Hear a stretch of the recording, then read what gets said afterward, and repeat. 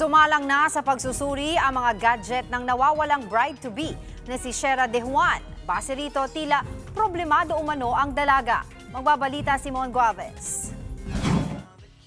Magdadalawang linggo mula nang mawalang bride-to-be na si Shera De Juan, lumilinaw umano ang anggulo na isa siyang runaway bride.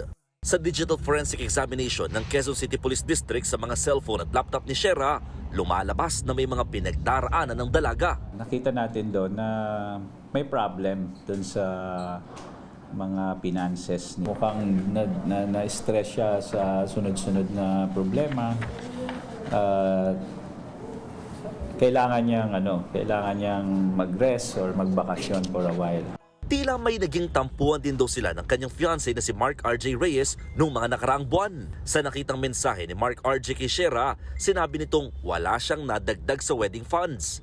Pero itinanggi ni Mark R.J. na namomroblema si Shera sa matinding gastos nila sa kasal. All are settled. Kumbaga, yung nasabi po na parang issues niya with the finances, resolved na siya months before. Sa isang text message pa ni Shera kay Mark R.J., sinabi nitong gusto sana niya mag-focus sa relasyon nilang dalawa pero laging nahahati naman ang kanyang atensyon. Isa raw sa dahilan ng gastusin ng kanyang ama na may sakit sa kidney. Pero sabi naman ng tatay ni Shera, madalas siyang sinasabihan ng anak na huwag itong alalahanin. Sabi niya, pa, huwag kang mag-alala sa gastusin.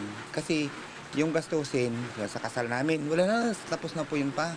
Wala na tayong problema doon. Patungkol doon sa gastusin, doon sa hospital, wala pong binabayaran doon.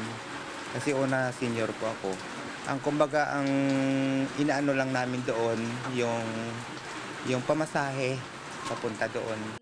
Nakita rin sa gadget ni Shera na nagsasearch pa siya ng gamot na posibleng makapeligro sa kanyang buhay kahit nung umaga ng December 10 o araw na siya ay nawala.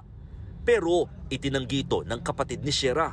Nahilig mag-search yung kapatid ko about sa mga ganyang gamot, lalo na pagdating sa vitamins ni Papa. Pero yung sinasabi nila na gamot na ganon, nakakainis lang kasi alam naman namin parehas na hindi totoo. Base sa nakita ng mga pulis sa detalye sa mga gadget ni Shera, nanindigan silang lumalabo raw ang kidnapping o pagkuha sa biktima.